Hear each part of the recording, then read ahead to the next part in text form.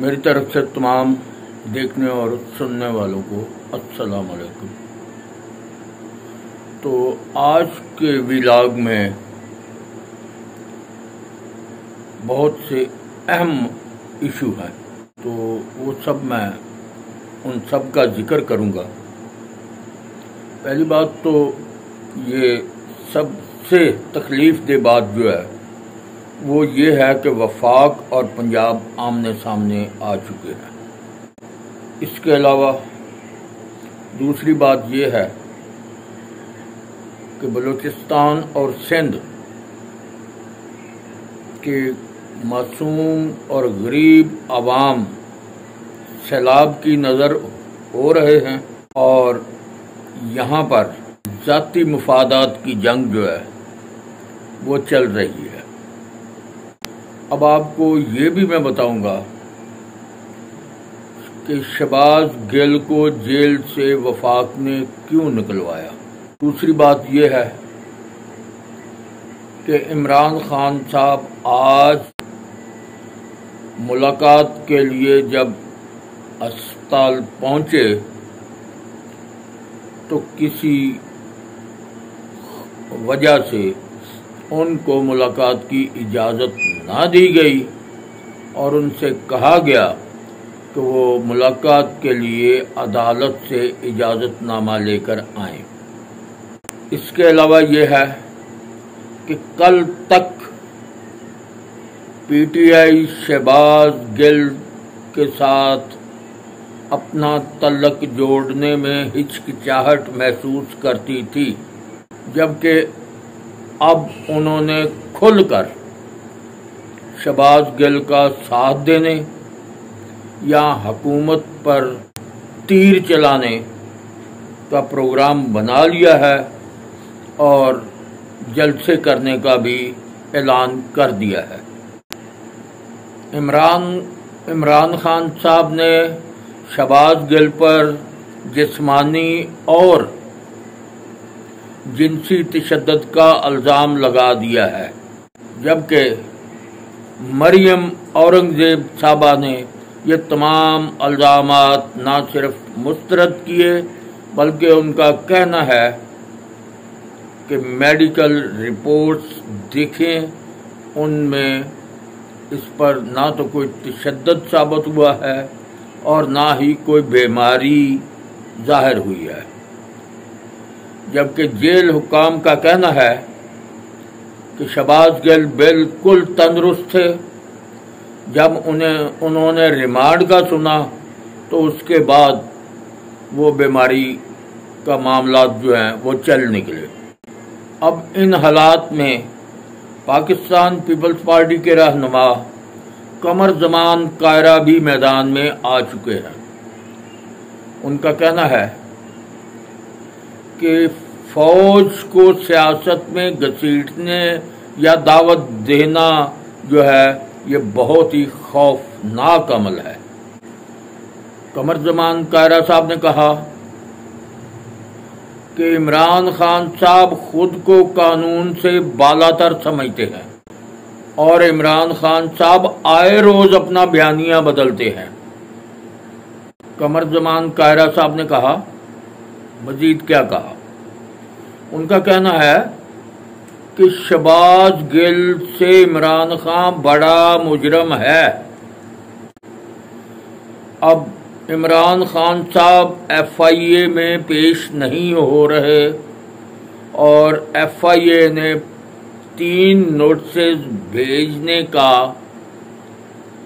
ऐलान किया कि 3 नोटिस भेजे जाएंगे, उसके बाद इश्तिहारी कर दिया जाएगा। अब पीटीआई जो दावे कर रही थी अपने हाई कोर्ट या सुप्रीम कोर्ट से वो फॉरेन फंडिंग केस में रिलीफ लेने के लिए, तो अब एफआईए ने इंकशाफ किया है कि इमरान खान के 5 मुल्कों में मजीद अकाउंट पकड़े गए हैं जिनका उन्होंने अपने गोशवारों में जिक्र नहीं किया।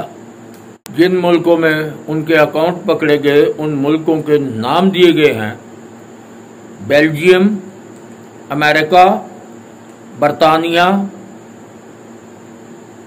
آسٹریلیا اور کینیڈا، جہاں پر عمران خان کے مزید اکاؤنٹ پکڑے گئے ہیں، اور ان اکاؤنٹس کا ذکر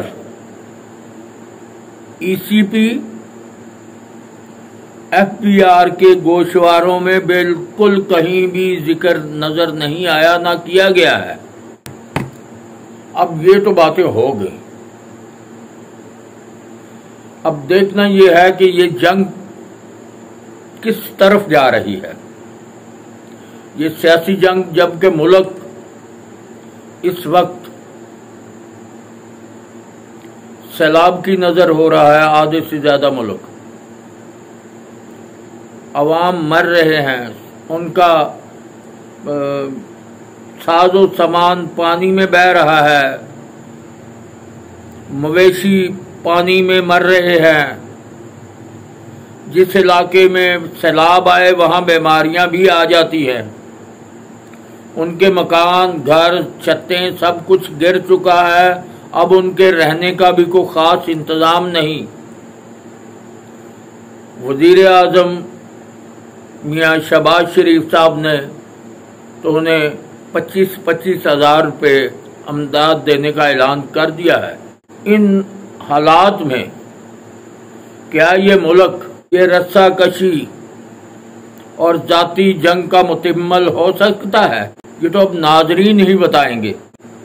اور ریاست کے اندر ریاست قائم کرنے سے نظام بہتر ہو سکتا ہے؟ تمام قانونی اور آئینی اداروں کے بلانے پر ان کے پاس جانے کی بجائے واضح انکار کر دینا اور ان کے انکوائریوں کو یا ان کے عمل کو ماننے سے انکار کر دینا، کیا یہ ملک کے لیے فائدہ مند ثابت ہوگا؟ عمران خان صاحب کے دور میں تمام سیاسی جماعتوں نے اداروں میں انکوائریاں بھی کرائیں، عدالتوں میں تاریخیں بھی بھگتیں اور جیل یاترا بھی کی۔ کسی نے یہ نہیں کہا کہ ہم اداروں کو نہیں مانتے اور ہم ان کے خلاف محاذ آرائی کریں گے۔ تمام اسیران اور نامزد افراد نے قانونی راستے اپنائے، قانون کے ذریعے ریلیف لیا اور آج سرخ رو ہو کر اپنا نظام چلا رہے ہیں۔ اب پنجاب میں تمام ممبران اسمبلی کے گھروں پر پولیس چھاپے مار رہی ہے، ان کے دفتروں میں چھاپے مار رہی ہے، اتفاق سے وہ دفتروں میں نہیں ملے۔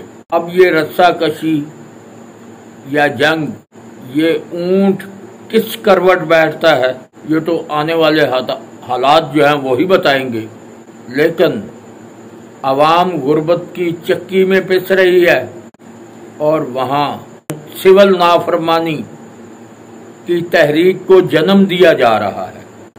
اداروں کو نہ ماننا، قانون کو نہ ماننا، عدالتوں کو نہ ماننا، سول نافرمانی اسی کو کہتے ہیں۔ تو اب آئینی ادارے جو ہیں وہ اپنا وجود قائم رکھنے کے لیے قانون استعمال کریں گے، پھر ملک میں شور ہوگا اور چند بندے جو عدالتوں کو یا اداروں کو مطلوب ہیں وہ اپنے آپ کو بچانے کے لیے پوری قوم کو جنگ میں جھونکنا چاہتے ہیں کہ وہ بچ جائیں۔ عوام بے شک غربت کا شکار ہو، فسادات کا شکار ہو، لاقانونیت کا شکار ہو، مگر یہ نوری مخلوق کسی طرح بچ جائے۔ تو ناظرین، یہ تو اب آنے والے چند دنوں میں ساری صورتحال واضح ہو ہی جائے گی، جو اتنی ناپسندیدہ قسم کی رسہ کشی شروع کی گئی ہے، اداروں کو آپس میں لڑانا، अदारों को अदारों के सामने खड़ा करने का जो सिस्टम चल निकला है, अल्लाह ताला इस मुल्क पर अपनी रहमत करे और इस आवाम को जो पहले ही गुर्बत की चक्की में पिस रही है, इस पर अपना फजल फरमाए। आमीन। अगर वीलॉग पसंद आया हो तो चैनल को शेयर, सब्सक्राइब, आइकॉन का बटन जो है उसे दबा दीजिएगा। मुलाकात होगी अगले वीलॉग में। शुक्रिया।